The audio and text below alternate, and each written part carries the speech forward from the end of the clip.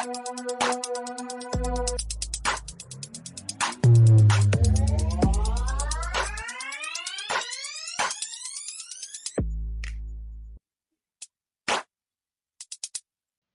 would have said to myself, hey, I want to be in the highest capacity of a professional soldier possible. That's what I would have done. Instead, I accepted a position that was open, and instead of leaving 6 months out in the delayed entry program that the recruiting guys use, I got a phone call from the recruiters, and I knew him. We played golf together, and they said, hey, a slot opened. It's for field artillery and reconnaissance. You could be out of here in 2 days. I was like, no, I'm sorry, 2 weeks. And I was like, I'm in, because I needed to get away from the abusive environment of my dad and stepmom. I was trying to escape. I thought I was going to escape when I went to college. I didn't. And yeah, I ran. And I'll always tell people, whatever your reasons for enlisting are honorable. It's all volunteer Army, whatever it is.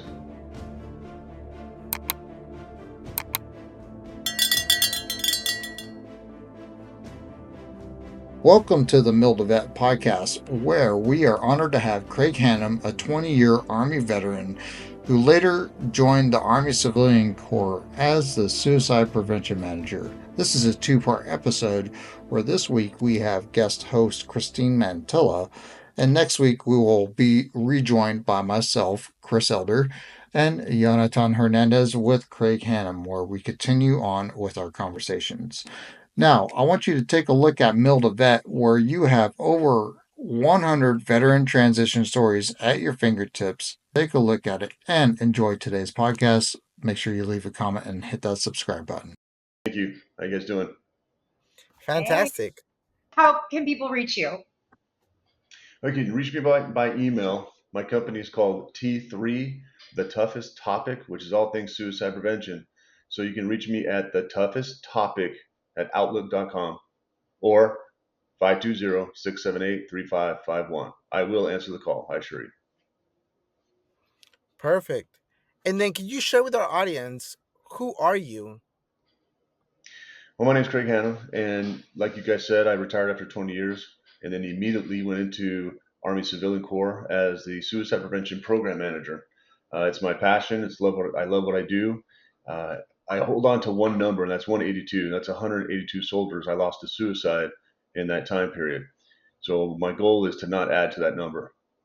So what I do is I train people on the ground level, any demographic, restaurant staff, doctors, barbers, accountants, physical trainers, anybody who has contact with people for a period of time. That way they could be our first responders in their community. I train them to pick up the subtle indicators of potential suicidal behavior. I teach them how to look for micro expressions, words they say, words they don't say, things they talk about, what's going on in their life. And I'll help these guys identify contributing factors and then help them understand what their trigger is, because you're always going to get exposed to your trigger. That's what I do. And I just equip them to do that. It can be done in 45 to 60 minutes. And then if I get booked, they're going to get an additional 3 weeks of scenario-based training that resembles a search and rescue team that went to help out with the Japanese tsunami in 2011.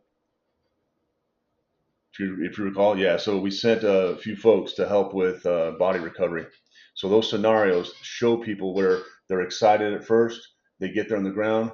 They're doing what they're called for. They're being ambassadors to the United States, into the Army.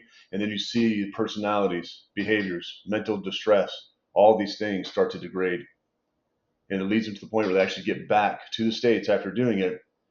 And I put that scenario out there, and I'll ask people, what are you seeing? What actions would you take? What indicators do you think are there? All those things that lead up to a person to say, you know what, I can't take this anymore. I'm going to kill myself. So it's pretty intense. And I always tell people that when you read these things, you will get emotional. But they're pretty cool because it does work. And then it reinforces the training that they got during the class. And here's the best part. It's not a freaking lecture. It's not a 2-hour lecture of me sitting on some podium going, here, do this, do that. No, it's interactive. It's designed to be interrupted. Yeah. It provokes thought.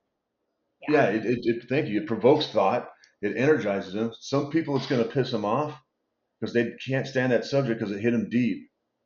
But then I help turn around that behavior, because I used to be jaded when it came to suicide years ago when war broke out. Guys would say I'm suicidal just to get out of the deployment. So we weren't very nice about it. But it's the only preventable death out there. And I'm not being arrogant because I consider myself a very humble dude. Just shake my hand, pat me on the back, tell me I'm doing a good job, and leave me alone, right? If you didn't like what I'm doing, tell me why. So I can get inside your head and say, okay, it's cool. You don't have to agree with everything I say. But how did suicide affect you? Let him Well, vent. and I have to ask you something. You don't like saying committed suicide. Oh Explain. yeah, you'll never hear me say this person committed suicide, and here's why. That word has a connotation attached to it that what they did was wrong and criminal, etc. No, because rapists commit rape and murderers commit murder. Nobody commits suicide. And that's the problem. We still look at it as a dysfunctional, illegal kind of thing. It's not. It's mental health distress. It's an emotional response to something going on in their life that 9 times out of 10, sadly, they created and didn't stop it, didn't fix it. They just let it fester and it builds and builds and builds and it's overwhelming. Well, and the people around them didn't notice or didn't know how to ask. Exactly. It happened here in the valley, in the Lewis Clark Valley up here in Idaho, or Idaho and Washington, where we border the Snake River. So we're just across the bridge to each other, and the valley's very close. And in the past 2.5 weeks, we lost two teenagers to suicide, both from the same high school. Really? And yeah, and it jacked up the valley because everybody knows everybody down here. It's a very small community. And I got a phone call from a good friend. He's like, "Hey man, how do we stop this?" I was like, "Well, we got to equip the parents. We got to teach the parents. That way, when the kid gets home, they figure out, oh my God, hey, what are you talking about? What are you saying? Why do you have that expression? What's happening? Let's talk about it." And I'll tell parents this conversation that you're going to have with your kid will be 10 times harder than the sex talk. Yeah. Let's be honest about it. So that's the problem. And I'm trying to get out there to air all the communities, specifically rural communities, because there's two side effects to rural communities: a lack of resources, and if there are some, they're a distance. And then it's blue collar heavy as far as the career field. And blue collar men do not talk about feelings. But I Yeah. know I can bridge that gap. I know that. I'm confident in that. And since we did that kickoff, April 6th, I've actually, as of yesterday, I talked 7 people down so far just from them watching that broadcast. So there is a good thing about that. And I Will you want to share announce what that. that kickoff Say is? again? What's Share that? what that kickoff was? It was called Equip Ourselves to Save a Life on April 6th. If you look it up on YouTube, just type in Equip Ourselves to Save a Life. It's 2 hours long because it was a broadcast. But understand, if you book me, we're not going to sit there for 2 hours and just lecture. That's not how you have an effective approach. And the approach I built took me about a year to figure out the right way to deliver that message. And it works. I'm serious. It really does. I I know it does because in 2019, for the fiscal year and calendar year, which is a total of 15 months, I eliminated suicide among 3 military bases in the states, training first responders to pay attention, to get inside the high schools, train the JROTC because they're on a different academic level, make them first responders and peer accountability partners for their folks within the school. It works. You just got to get me there. And people are reluctant to ask for help, because one principal told me here in the valley, he said, every time I bring in an expert, I bring in social workers, I bring in counselors, I bring in psychiatrists, and they do this grandiose lecture. He's like, it's not working. I was like, yes, because they're speaking from a clinical side. I am speaking from a behavioral side. It is a negative response to a life event. That's what it is. So can you share with us a little bit more about your transition and Okay. why this became a thing? Why do you want to talk about it? Why do you want to be a part of this and make a change? Well, like I said, I lost 182 folks to suicide, more than I lost in Mhm. combat. And it actually started in 2010. I was stationed at Fort Huachuca. Suicides were high, even among my ranks, and we had to do something. So I have a good friend. His name is Kevin Mills, and he said, "Hey, I wanted to create a suicide response plan because it didn't exist, so we did it. it took a while for that to get kicked off. A lot of people didn't want to play. The stakeholders didn't want to get involved. There's a lot of arrogance and ego out there. It says, no, we're fine, which reinforces stigma. And then when I retired, Kevin Mills, who was the director of behavioral health department at the time, for substance abuse specifically, he calls me, says, hey, I want to offer you a job. And that was the suicide prevention program manager, for the Army. And I said, yeah, let me do it. And what was cool is I said, hey, do I have autonomy? He's like, yeah, change it. Because the way it worked, it didn't work. So when I retired, you go through that, they call it the Soldier for Life program. It's a transition deal. It's about 4 weeks long. It teaches you how to get ready for the civilian world, write a resume, all that jazz. So it's a good program if you invest in it, because it's your future. And then transitioning for me, it was seamless. I literally rang the bell at 1300 when I finally signed off on my retirement paperwork, and it was official. I was in uniform on a Friday. It was emotional when I took that uniform off the last time because it hit me as I'm undoing my boots. I was like, oh crap. So for a minute, I didn't want to take it off because there's anxiety there. Let's be honest. You're in something for 20 years that takes care of you, provides for you. You do your side, they take care of you. You invest in your career. You go to all the schools you possibly can to prepare you for retirement. Because let's be honest, even you, Yogi, you're still in right now. This job will end one day. And a lot of folks don't prepare themselves mentally for that. And it's a shock and awe effect. Like, well, crap, now what do I do? How do I take my incredible skill set and write it up so a civilian doesn't read it going, oh my God, so you want to be a program manager for accounting, but this says you're an assassin. How do you rewrite that? So you got to learn how to write that, and they teach you that. But it's a struggle. It's like, okay, how do I talk about me being a detachment sergeant for a law enforcement highly deployable unit? Okay, I did this. You eliminate words like manager, supervisor, because to me, that's not leadership. Are you a leader? So you have to write a certain way. Now my transition was seamless because that following Monday, I was in a suit and I had 110 days of leave. So I was retired. I rang the bell on a certain day, but my official date wasn't until 3 months away on November 30th of 2015.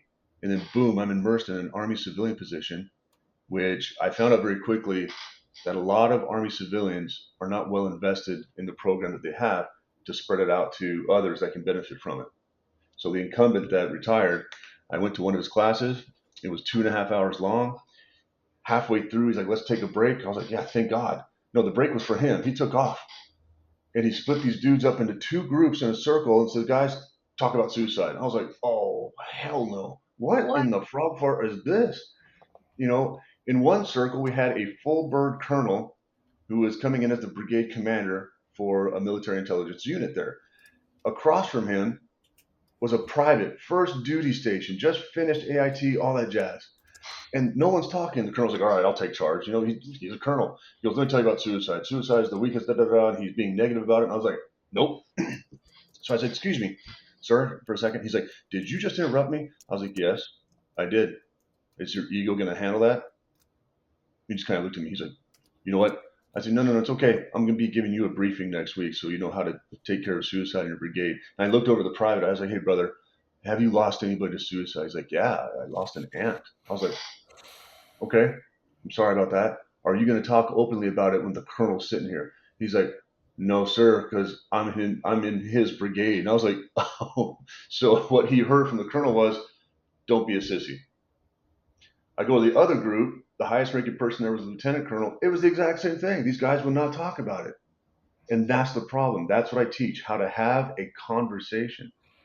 So the transition, again, going back to that, Yogi, was seamless for me. For others, it's rough. I lost count how many times I was writing recommendation letters for my guys, just trying to get a baseline job, like at Home Depot, be a teacher, be a cop, because they weren't prepared for that transition. I always tell people, call me. I will help you with the VA process because that's another hurdle, and it's no joke. But I had a great mentor. I had a great command sergeant major who led me through that process appropriately. So here's my transition. All my payments started at the same date. My VA payments, when I signed out on that leave, my Army retirement, and then my civilian gig was going full tilt. Everything started at the same time. So that's what I like to help people with in that transition. Call me because it's rough. It is, the civilian market is extremely competitive, Were there some and organizations that you used or that you knew of, and maybe oh you, yeah, because you were so seamless, that you could share with others? yeah. I used leaders in my regiment who've been there, done that. Military Police Regiment Association. I used AUSA, which is the Association of the United States Army, and then I used a guy who was a retired Marine to help me put my packet together instead of going to a service, which you have to pay for. Which, by the way, tell guys that if you pay for a service for a transition, that's actually illegal. It's supposed to be a service provided. Can you elaborate a little bit more on that? Yeah, so you want to make sure you go to a bona fide office that is backed by the Veterans Affairs Administration. And they've got satellite offices all over the place. You don't have to go to a VA center. In fact, that office I went to, those guys' office was like the modular buildings just kind of put together. It was kind of hasty. But he was a retired Marine, and when I showed him my stuff, he taught me that every time you put something down, an injury, side effects, whatever, you have to type it in as I have back pain, secondary to combat related injuries of degenerative disc disease. That's a good one. You have to say secondary. If you have sleep apnea, I have sleep apnea, secondary condition of sleep apnea due to a ever growing, evolving work schedule. Working at night, going out and do night operations, try to get some sleep. Okay, we're going to go out in the day.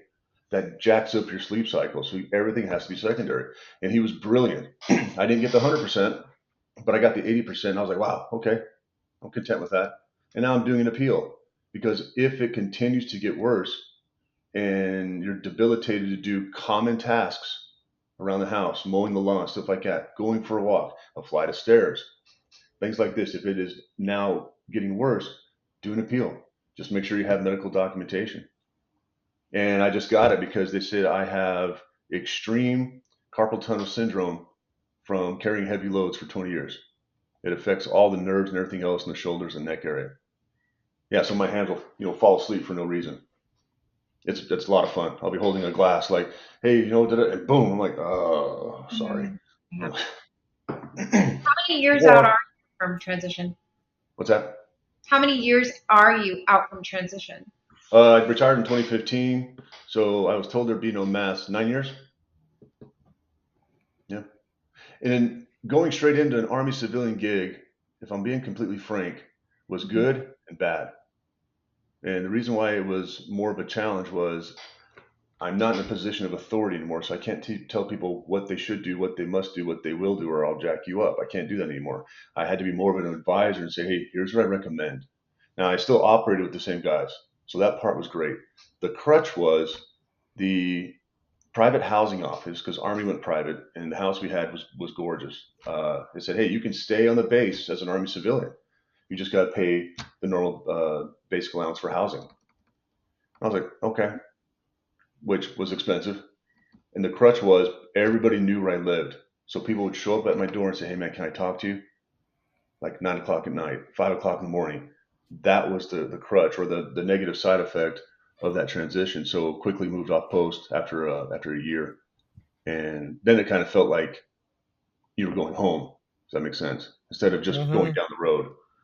You know, I just, like I said, transition can be stressful. It can be uncertain. Even though I was offered that job, it took them almost a year to get it approved. So a month before I was going to retire, I'm in the transition program, the Soldier for Life program, and I'm still applying for all kinds of jobs because there's an unknown. It wasn't like when you're in the military. If they say we're going to do A, B, and C, that's going to happen. The civilian market is not so friendly. Right. What are the things that you did for your mind while you were going through this? Um, there was anxiety, so I had to continue to convince myself that it's going to be fine. It'll work out because that guy Kevin Mills, he's the real deal. If he says he's going to do something, he does it.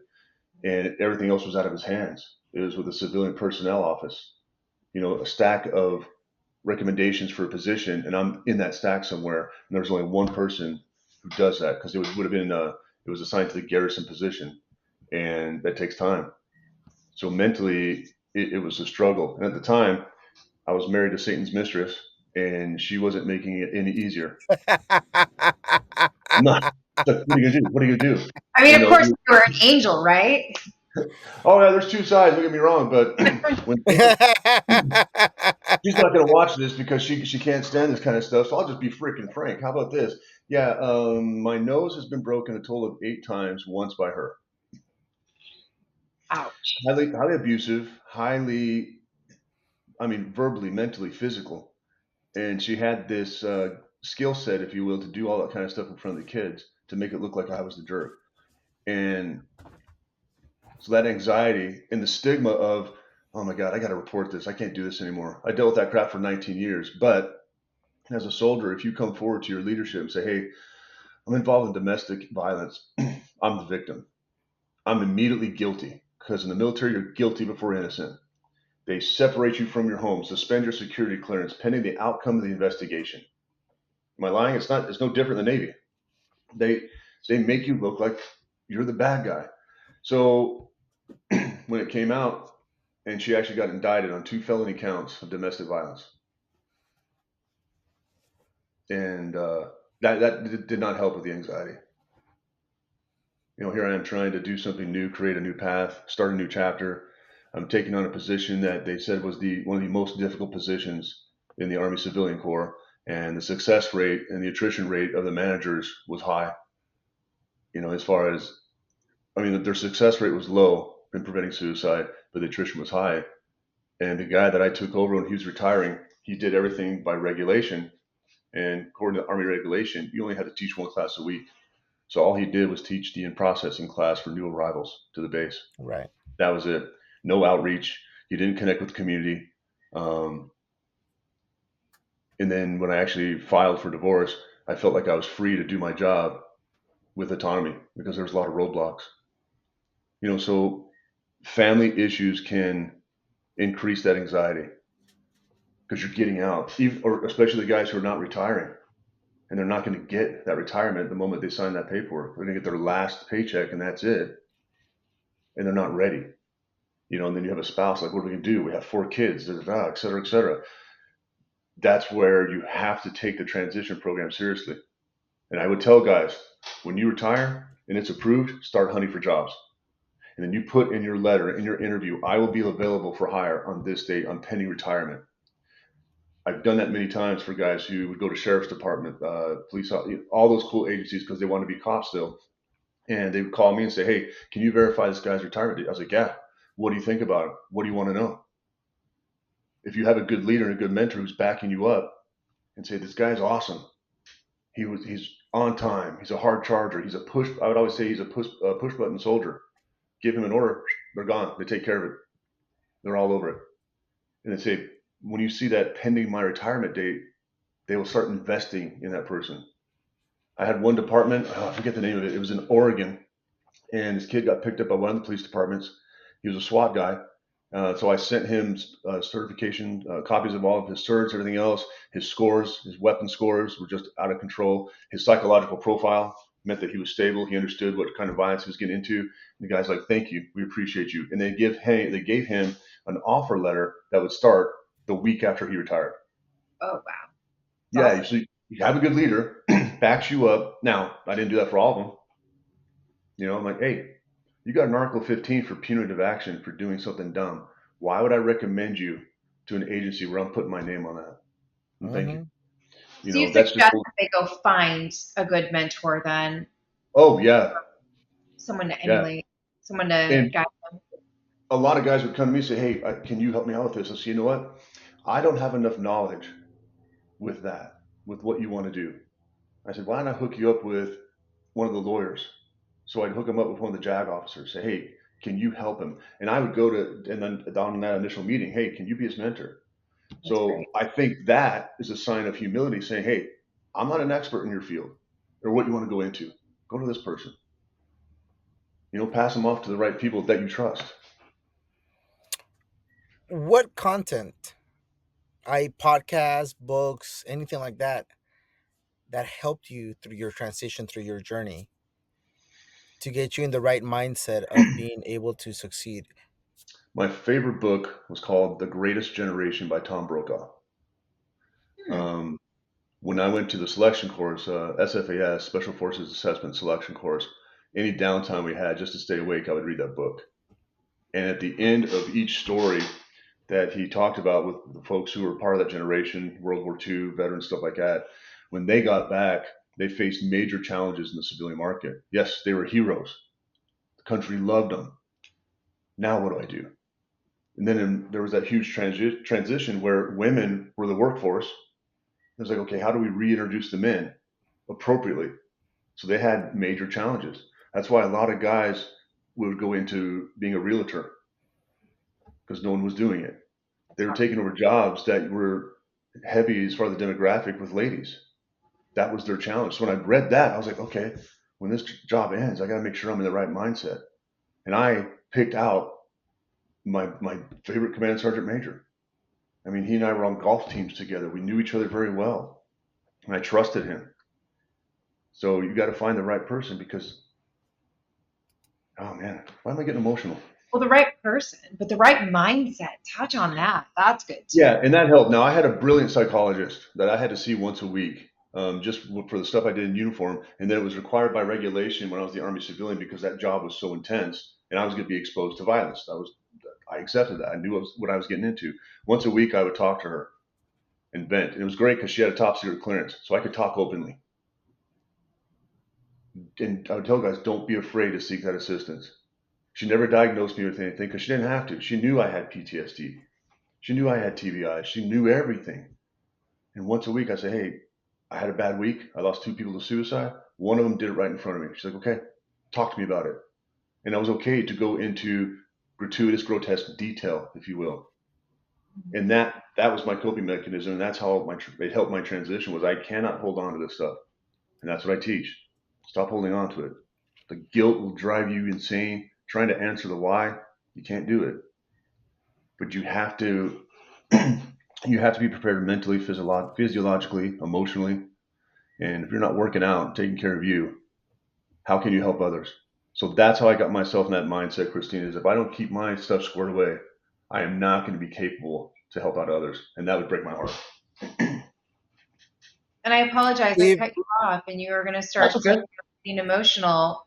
Where in your story when you're sharing this to help others, and I know you, so I do see this passion, but bringing up that emotion, is that something that you've learned to be vulnerable with and Oh, come up yeah. with it? Or, Yeah, you can't tell someone, hey, go ahead and be vulnerable if you can't do it yourself.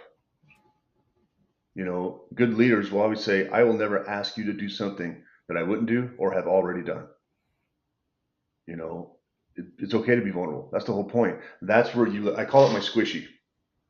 When I tell people, man, you're getting inside my squishy. Look at this facade. I'm supposed to be a tough guy. No, inside you have to be able to be vulnerable to hold on and be a partner with your emotions. That way you keep the demons at bay. Now, do the ghosts come every night? Yeah. Yeah, I can't control that. That's the subconscious. But tell them flat out that, hey, man, especially when I'm talking to somebody and I see the emotions starting to come out, I'll always say, can I tell you a story that relates to this?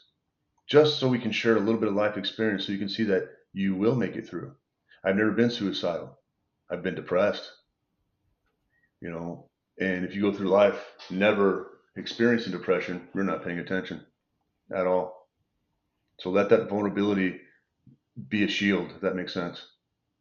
But it's a great shield because it allows people to say that, hey, he's using something that no one else would use to help and bounce off to others. Cry. If they cry, I'll probably cry. You know, they want to pray, I'll pray with them. They want to hug, sure, I'll hug them. You know, one lady, it's kind of funny because ironically, Christine and I were talking about this the other day. I do have some, satire kind of events with suicide that it's freaking hilarious. it's digestible. Yeah, one lady's like, "Oh my God, thank you so much, thank you. Can I kiss you?" And I was like, so at the time I was single, and I'm looking at her. She's not ugly, and I was like, "No." I was like, "No, you don't have to. Just say thank you." She goes, no, I really want to kiss you. I was like, oh, I get that, but don't stalk me, please. You know, it was just her way of saying things. She was, that's just what it is. And she's like, no, you dummy, you're reading into it. She leans in and kisses me on the cheek. I was like, oh crap, that backfired. You know.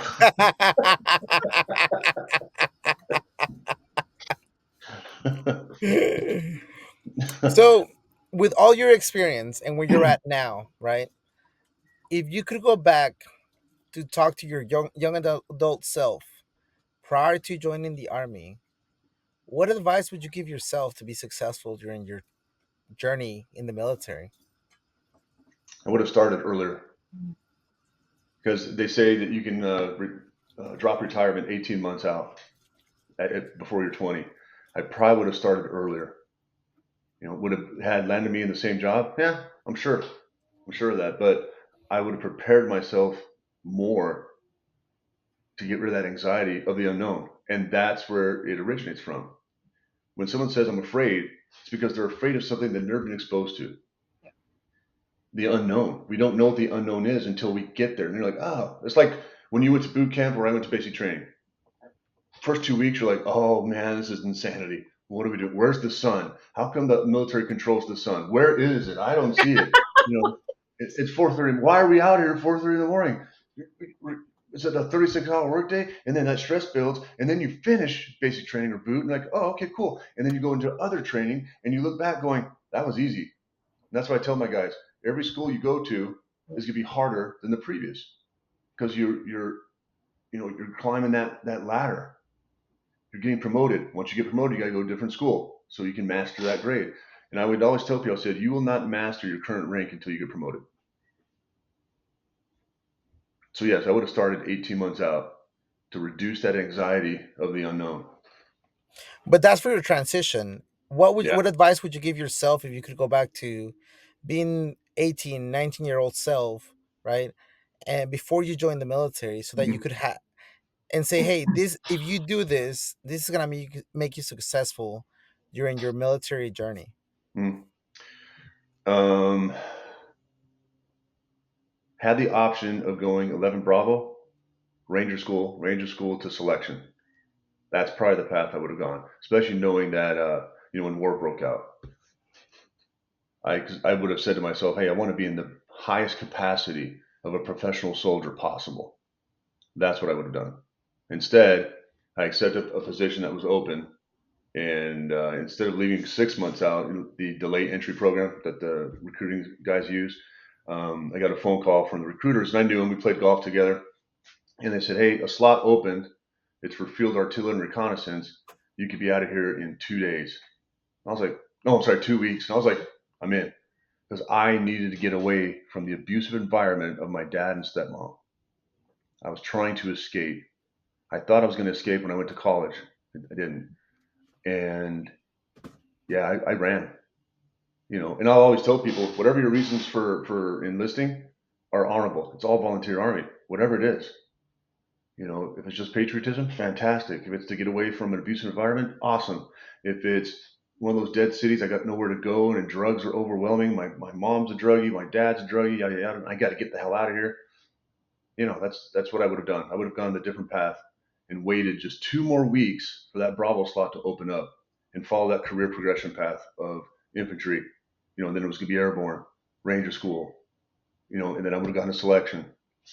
And I had no doubt in my mind that I would have gotten picked up. And war broke out, and I would have been at the highest capacity of a soldier that I desired. Did I do that in the military police corps? Yes. Yeah. But I did it because I surrounded myself with people who were better at so many tasks than me. That's a good one. I think that's what makes people effective and that's why if it's in a business environment, corporate, and you're the CEO, you make sure that everybody that reports to you is better at you than a lot of things that you do. That's leadership, in my opinion. So that's what I would have done, Yogi. Different route.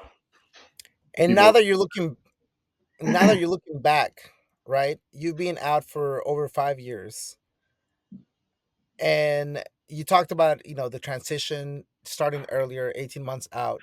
Yeah. Um, as you transitioned, and as you became a civilian, would you change anything of your process? No, no, I would not. When during that transition, no, I wouldn't have, with the exception of starting, 18 months out instead of a year. But no, I wouldn't change it. And then I had some pretty good offers out there. FBI said they were going to waive my age requirement, and then a lot of law enforcement departments. And I told myself that I wanted to live a few years of peace, quite honestly. So no, I wouldn't have changed it because to me that was my behind the scenes community service, saving lives. Well, actually teaching them how to save their own life, quite honestly. Now, have there been times where I've had to tackle guys and actually stop them from killing themselves? Oh yeah, yeah, and I'm okay with that. One guy's like, "Did you just hit me?" I was like, "Yep, I sure did." One guy's like, "Did you just call me a tool?" Yeah, I did. But don't take them in, right? Don't grab them, put them in your car, take them against their will.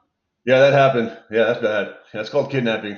Those two civilians were just. I was like, the ER nurse, when she called me, she goes, "Hey, I got one of your folks here. She's an Army civilian. She's a little drunk, but she was taken, by force." I was like, "Which police department?" She's like, "No, by two of her fellow coworkers." I was like, "Far out. Call the police. I'm on the way. That's kidnapping."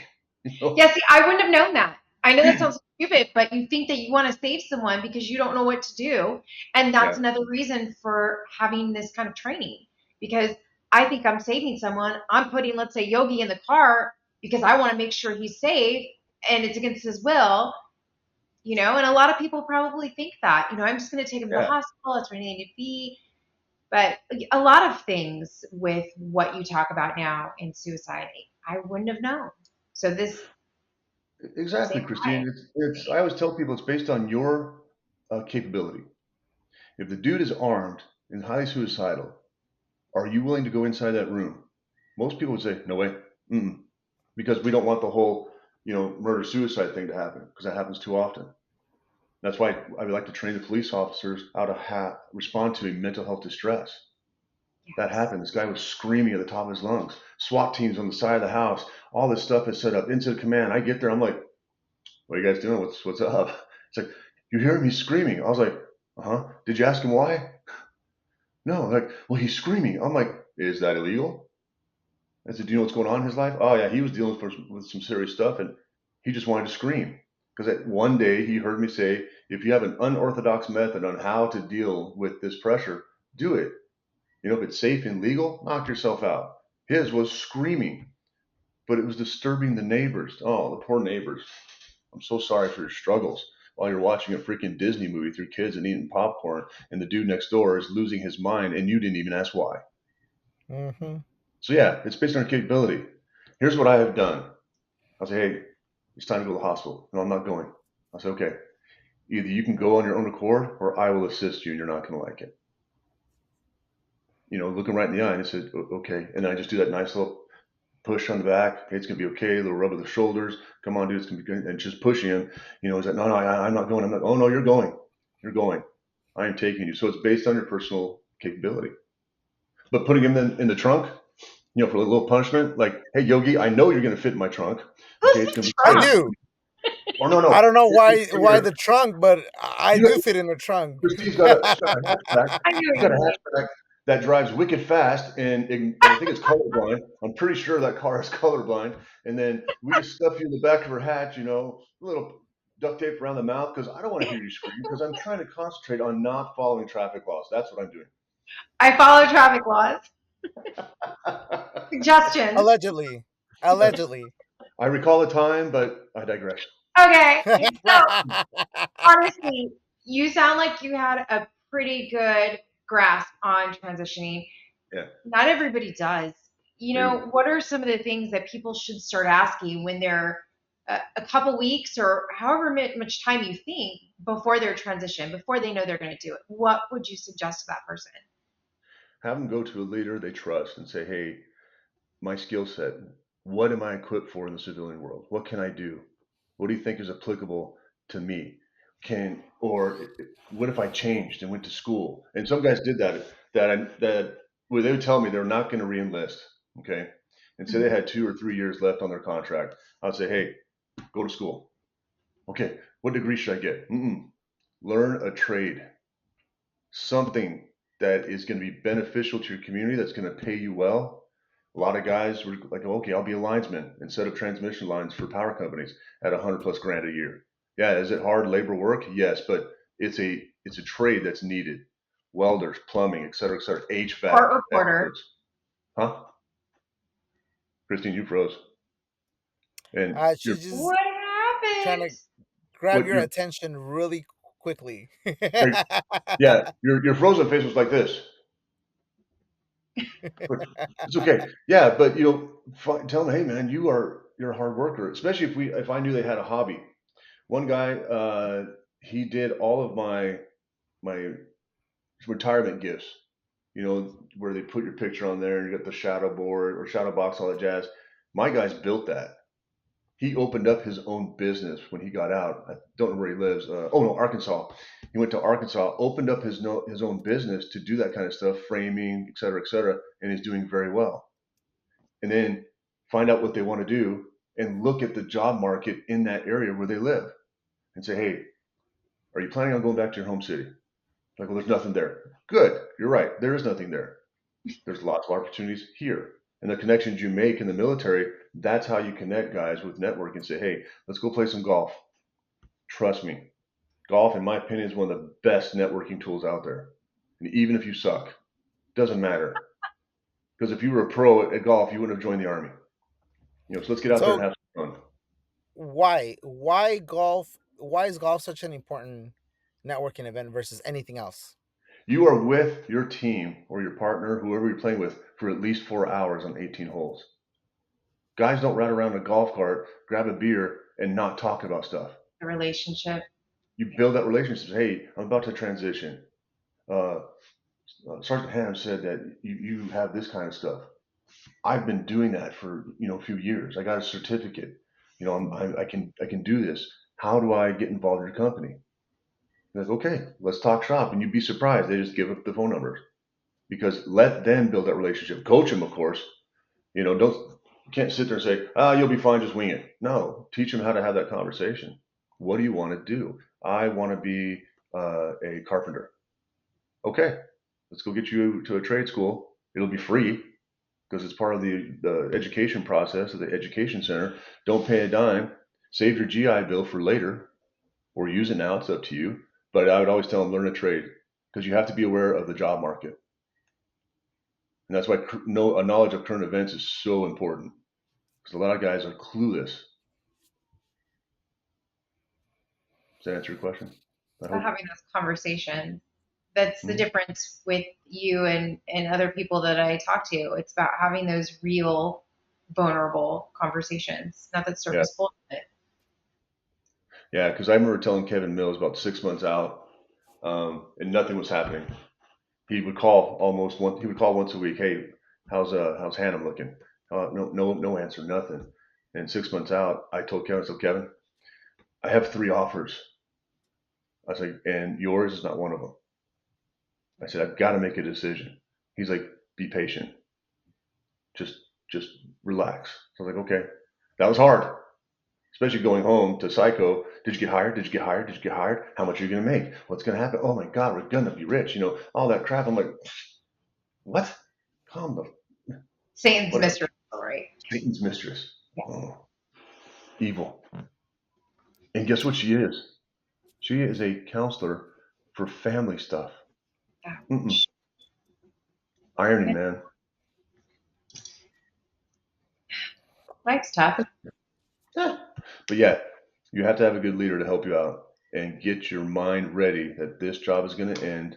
Because being in the military, as far as providing for your life, it's easy. It truly is. Then when you get out, it's like, so now I got to pay rent out of pocket. Uh-oh. So there's $1,500 that I thought was going to be, part of retirement, and now we're just. So yeah, you gotta get ready for that. So, and talk to the financial advisor so you're ready mentally, emotionally, financially, because those are the top 3 reasons people are suicidal, right? A relationship having issues, There's the finances. Finances can lead into legal problems. Yeah, that's another office I would tell them to go to. Because when they would sign out, you have this sheet. You have to go to all these organizations to make sure that you don't owe them anything, that you're cleared or whatever. That's what we call it. You're being cleared. When it came to certain offices, we had a big meeting, all the leadership, and we said we need to change that process to where when they go to talk to finance, that's a 1 hour appointment at a minimum. That way, when they go through that transition, they say, okay, cool. Here's how your income is going to change. There will be a deficit less this. Yes, you're going to have three sources of income. Congrats. However, which one's going to pay the bills? Like for here, my where I live up here with my wife, my VA payment pays 2/3 of the bills. So that's nice. If I was single, yeah, that would pay for 2/3 of my fun time. But I'm not. That'd be my mad money. But yeah, another area that can give guys a lot of anxiety is finances. Yeah. Because it'll hit them hard. Because they might go into a job that they think pays more. Like, oh, I'm gonna get this job. First sergeant, it's like $38 an hour. I was like, oh yeah, okay. Which insurance are you gonna take? Well, Yeah. what do you mean? Well, if it's not TRICARE Prime, you're in trouble. Don't take their insurance. They're gonna convince you to take their insurance. The tax bracket's a lot higher in the civilian market than it is in the military. Because if you're active duty in certain states, you don't pay taxes for state taxes. Now you Yeah. have to. Yeah, have those frank, honest conversations and blast them with the truth. I've had guys cry. How am I going to afford this? I'm like, exactly. But this guy bought a house. You shouldn't buy a house if you're active military because you might move at a moment's notice. Then what are you going to do with that house? So, Well, with that one, there's two mindsets, right? Because I mean, you can always put it to rent. You can have someone pay for it.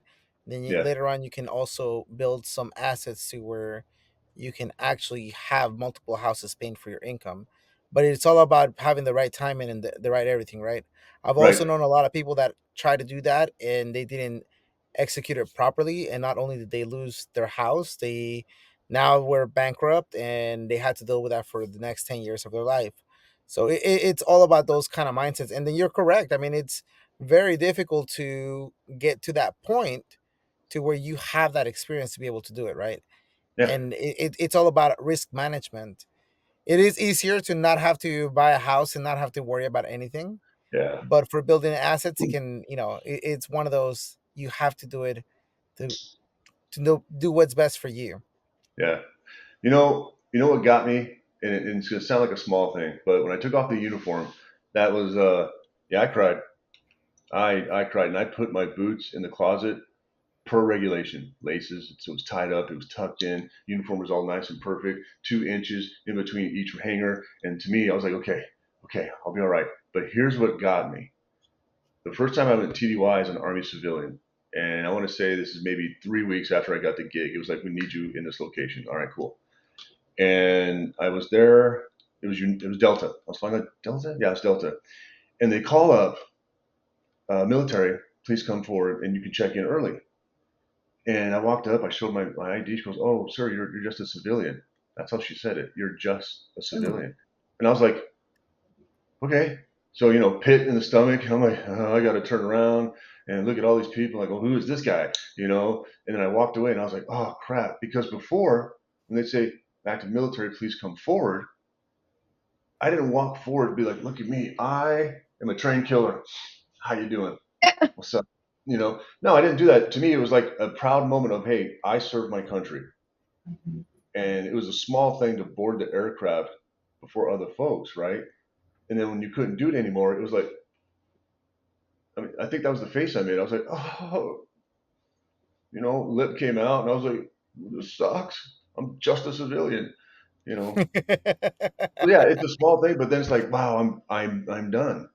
And then it hit me a year ago, the next point of transition. This is when the transition actually stopped because of all the injuries I've got. The doctor I had at the time said, hey, if you get hit in the back or another TBI, you might be in real trouble. I was like, okay. Gotcha.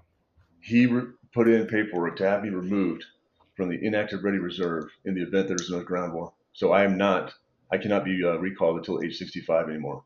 So when I got that letter, I was like, okay, I really am done. Because when all this stuff was happening across the globe, part of you was like, send me, sign me up, man. I am in. And then when you realize that you are no longer in, it was like, well, okay, let's move on. Let's enjoy Have you life. said that it's helped you Yeah. tremendously to get involved in the way you've gotten involved in other people's lives? Oh yeah, it's fulfilling. It's fulfilling when it's successful. It breaks your heart when it's not. I had a kid that I was trying to talk down, lives up in Canada, screaming at me on the phone for hours. And I finally got to him. I said, dude, why are you screaming? Oh, well, because I don't like you. Da, da, da, da, da. Well, his dad, who was sitting there, he goes, hey, son, can I tell you a little bit about Craig? So he just gave him a 30-second, here's what he has done, et cetera, et cetera.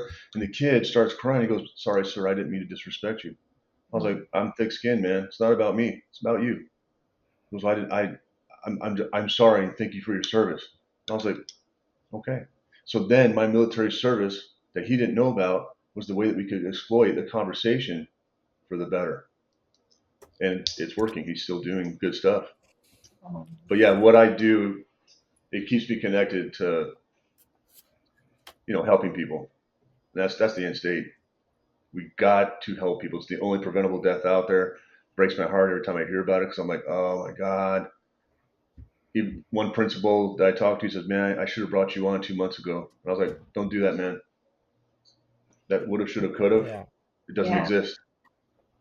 So yeah, Christine, it's the only thing I want to do because I do love this stuff. I do. Stop it. You're going to make me cry.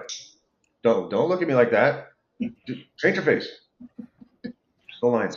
That, Craig, we want to thank you for coming on the show Thank you, and for brother. sharing all your stories and sharing everything that you have with us. I know it's very vulnerable. I know you have shared a lot of things, and we want you to keep on doing what you're doing. And you I know will. that our doors are always open, and we want to see how we can be of service to help you spread your word, spread everything so that we can um, hopefully prevent more of these actions. Um, that way, people can feel supported with what they do. Yeah, I appreciate you guys, truly. With that, return to roots. Thank you for coming today. Thank you. Remember, this is your transition. Take charge of it. Return to roots out. Yeah, like anything else in life, you need to take care of you. You're your own personal leader and your own personal peer accountability partner, if you will. Do the right thing. Now, if they got split personalities, that's different. Let's not talk about that. That transition is going to be tough, okay?